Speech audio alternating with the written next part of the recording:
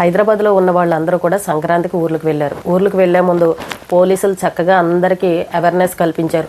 మీరు ఊర్లకు వెళ్ళేటప్పుడు ఇళ్ళకి తాళాలు పెట్టి వెళ్తారు, సీసీ కెమెరాలు పెట్టుకోండి, అలాగే మీ దగ్గరలో ఉన్న పోలీస్ స్టేషన్లో చెప్పి వెళ్ళండి, లేదా ఇంటి పక్కన కానీ ఎవరైనా వాళ్ళు ఉంటే కనుక కొంచెం జాగ్రత్తగా చూస్తూ ఉండమని చెప్పండి అని చెప్పేసి ఇలా అవేర్నెస్ని కల్పించారు. అలాగే మీ విలువైన వస్తువులు ఏవైనా ఇంట్లో ఉంటే కనుక భద్రపరుచుకొని వెళ్ళండి, దొంగల భయం చాలా ఎక్కువగా ఉంటుంది.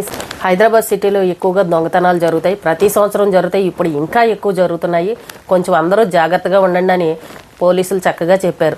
అయినా కూడా భారీగా దొంగతనాలు జరిగాయి. నిన్న మేడిపల్లి దగ్గర 12 ఇళ్లలో ఒకేసారి దొంగతనం జరిగింది.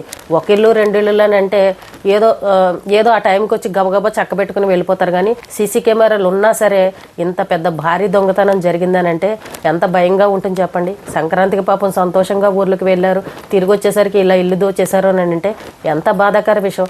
1కి 4 సార్లు చెప్తూనే ఉన్నాం, మీ బంగారాలు విలువైన వస్తువులు ఏమన్నా ఉంటే కనుక లాకర్లలో పెట్టుకోండి. ఇంటికి తాళం వేసాం, బీరువాళ్ళకి తాళం వేసామని చెప్పేసి మీరు ఇంట్లోనే పెట్టుకుని వెళ్ళారు అని అంటే వాటి వల్ల చాలా డేంజర్ అని చెప్పేసి చెప్తూనే ఉన్నాం. నేను నా 12 ఏళ్లలో ఒక ఇంట్లోనూ 30 తులాల బంగారం, 2 లక్షల క్యాష్, కొద్దిగా వెండి, ఇలాంటివన్నీ పోయాయి. ఈ రోజుల్లో వెండి బంగారం అసలు కొనే పరిస్థితిలో ఉందండి. పాపం సామాన్యులు, మిడిల్ క్లాస్ వాళ్ళు ఎప్పటి నుంచో రూపాయి పోగేసుకుని పాపం ఏవో ఒకటి పిల్లల కోసమని వస్తువులు చేయించుకుని పెట్టుకుంటారు. అవి కాస్త ఇలా దొంగల పాలు అయ్యాయి అని అంటే మరి వాళ్ళ పరిస్థితి ఏంటి? పాపం ఎన్నాళ్ళు కష్టపడితే ఆ సొమ్మును చేయించుకున్నారు చూడండి. మధ్యకాలంలో ఆడ మగ తేడా లేకుండా ఈ దొంగతనాలకు అలవాటు పడిపోయారు. ఈజీ మనీ కోసం బంగారాన్ని ఎక్కడ పడితే అక్కడ కొట్టేస్తున్నారు. అసలు కష్టపడి పని చేసుకుందామని అన్న మనస్తత్వం ఎవరికీ లేదు. దొరికితే ఏముందలే వెళ్తాం లోపలికి, మళ్ళీ బెయిల్ పైన వచ్చేస్తాం, మనల్ని ఏం చేస్తారు, ఏమన్నా పీకలు తీసేస్తారా, చంపేస్తారా అని అన్నట్టు ఈ రకంగా మొండిగా తయారయ్యారు. కానీ ఎవరు కూడా దొంగతనం విషయంలో వెనకాడట్లేదు. వీధుల్లోకి బొంతలు కుట్టుకునే వాళ్ళు కానీ, ఈ సవరాలు వాళ్ళు కానీ వెంట్రుకలు కొంటామని అంటూ వీధిలోకి వస్తూ ఉంటారు. వాళ్ళతో కూడా చాలా జాగ్రత్తగా ఉండాలి. వాళ్ళు కూడా మోసాలు చేస్తూ ఉంటారు. పగలల్లా ఇలాగ ఏదో ఒకటి వ్యాపారం చేసుకుంటూ బళ్ళుతోటి ఈ వీధుల్లోకి రావడం, ఏ ఇల్లు తాళం పెట్టుందని చెప్పేసి ముందుగానే రెక్కి చేసుకుని నైట్ దొంగతనానికి రావడం మొదలు పెడతారు. లేకపోతే ఒకేసారి 12 ఇళ్లలో దొంగతనం చేశారని అంటే ఆ ఇంట్లో వాళ్ళు లేరు, ఊరెళ్ళారు, తాళం వేసిందని వాళ్ళకి ఎలా తెలుస్తుంది చెప్పండి? అంటే ముందు ప్లాన్గానే వాళ్ళు ఒక 2 రోజుల ముందు నుండే ఆ ఏరియాలు మొత్తం చెక్ చేసుకుని తిరుగుతూ ఉంటారు. చూసుకున్న తర్వాతే ఇలాంటివి ప్లాన్ చేస్తూ ఉంటారు. చక్కగా దర్జాగా కారులో వచ్చి కారులో దిగి గోళ్ళ దూకి ఇంట్లోకి చక్కగా వెళ్ళిపోయి వాళ్ళకి కావాల్సినవన్నీ తీసుకుని చక్కబెట్టేశారు. 1 గంట నుండి 3 గంటల మధ్యలో దొంగతనాలు చేశారు. ఎంత దారుణం అండి, నిజంగా ఎంత బాధాకరం. పాపం పక్కన ఊరికి వెళ్ళి సంక్రాంతి పండగ కదా అని సరదాగా వాళ్ళు ఎంజాయ్ చేస్తుంటే ఒక్కసారిగా ఈ వార్త విన్నారని అంటే వాళ్ళ పరిస్థితి ఏంటి? ఆ 12 ఏళ్ళ వాళ్ళు ఊర్లకు వెళ్ళారు, వాళ్ళకి పాపం ఫోనులు చేసి వాళ్ళు తిరిగి వచ్చిన తర్వాత మిగిలిన ఇళ్లలో వాళ్ళవి ఎన్నెన్ని పోయాయో, ఏం పోయాయో వాళ్ళ వివరాలు చెప్తే అప్పుడు అసలు విషయం ఇంకా ఎంత పోయింది అనేది ఇంకా పోలీసులు చెప్తారనమాట.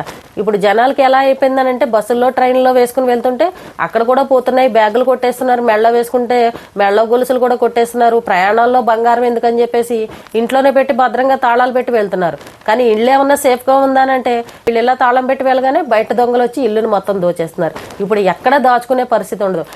లాకర్లను అంటే పెద్ద వాళ్ళు, బాగా ఉన్నవాళ్ళు అలాంటి వాళ్ళు లాకర్లు తీసుకుంటారు.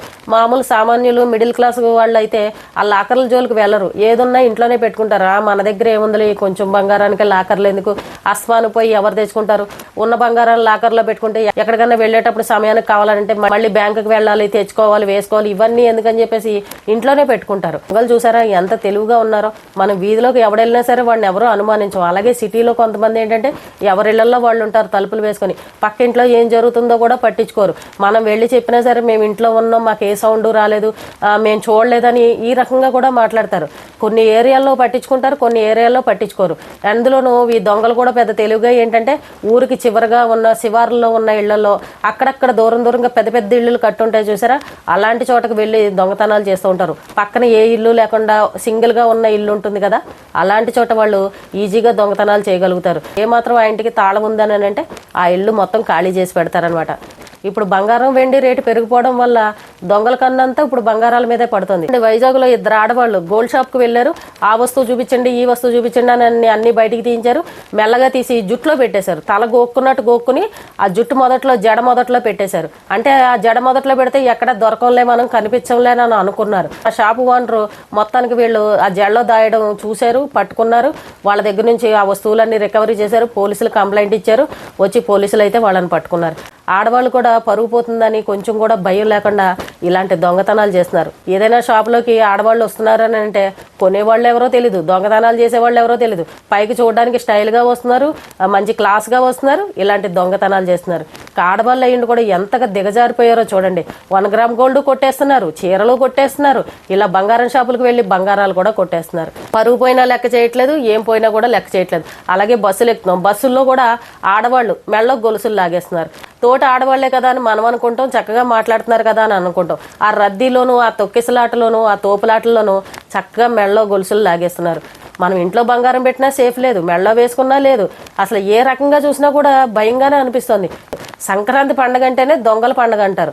అందరూ తాళాలు వేసుకుని వెళ్ళేసరికి దొంగలకి చక్కనైన పండుగ అనమాట. మనం అక్కడ పండుగ చేసుకుంటే వాళ్ళు మన ఇంటికి వచ్చి పండుగ చేసుకుంటారనమాట. ఈ రోజుల్లో ఏది పోయినా కొనుక్కోవాలంటే కష్టమే కదండి. ఒక వస్తువు పోయిందని అంటే మనకి దృష్టి అంతా దానిపైనే ఉంటుంది. కష్టపడి సంపాదించుకున్న వస్తువుని తొందరగా మర్చిపోవాలన్నా కూడా మనం మర్చిపోలేం. అంత ఫాస్ట్గా 2 గంటల్లో 12 ఇళ్ళు దోచేస్తుంటే ఎవరికంటా పడలేదని అంటే విచిత్రంగా కూడా అనిపిస్తుంది. ఆ ఏరియాలో మరి మనుషులు ఎవరూ లేరా, లేకపోతే అందరూ ఇళ్లల్లో ఉన్నారా? అంత కారు వేసుకొని దర్జాగా వచ్చి ఎలా దొంగతనం చేశారబ్బా అని భలే విచిత్రంగా అనిపించింది. అసలు పండగ పేరు చెప్పి ఊర్లకు వెళ్ళకపోవడమే మంచిదండి. చాలామంది ఇలాంటి భయాలకే ఊర్లకు వెళ్ళని వాళ్ళు కూడా ఉన్నారు. కొంతమంది ఊరు చివరిలో ఉన్నవాళ్ళు ఊర్లకు వెళ్ళడం కూడా మానేశారు. కానీ హైదరాబాద్ శివార్లో ఉన్నవాళ్ళు, ఊరికి చివరిగా ఉన్నవాళ్ళు చాలా జాగ్రత్తగా ఉండండి. మీరు మీ ఇల్లు ఒంటరిగా ఉంది, దూరంగా ఉందని అంటే మాత్రం ఆ వీధిలోకి ఏం అమ్మొచ్చినా సరే ప్రతి ఒక్కరిని కూడా అనుమానించే పరిస్థితి. ఏ ఇల్లు తాళం పెట్టుందని చెప్పేసి రౌండ్లు వేసుకుని తిరుగుతూ ఉంటారు. తిరిగిన తర్వాతే వాళ్ళు ఆ ప్లాన్లు చేసుకుంటూ ఉంటారు. అవన్నీ మనకు తెలియవు. దొంగల ఐడియాలు దొంగలకు వేరేగా ఉంటాయి అన్నమాట. కాబట్టి అందరూ జాగ్రత్తగా ఉండండి. ముఖ్యంగా సీనియర్ సిటిజన్స్ ఎవరైతే ఉంటారో, ఒంటరిగా ఉండేవాళ్ళు ఎవరైతే ఉంటారో వాళ్ళు కూడా చాలా జాగ్రత్తగా ఉండండి. ముందు బంగారం పోతే పోయింది, ముందు మనల్ని ఏం చేస్తారని ఈ భయం కూడా చాలా మందిలో ఉంది. గొప్పల కోసం బంగారాలు వేసుకుని వాళ్ళకి వీళ్ళకి చూపించకండి. మీ ఇంట్లో ఏమున్నాయో మీకు మాత్రమే తెలియాలి తప్ప ఇంకో 3వ కంటి వాళ్ళకి తెలియకూడదు. అంత జాగ్రత్తగా ఉంటేనే ఈ రోజుల్లో బతికే పరిస్థితి. అందరూ జాగ్రత్తగా ఉండండి.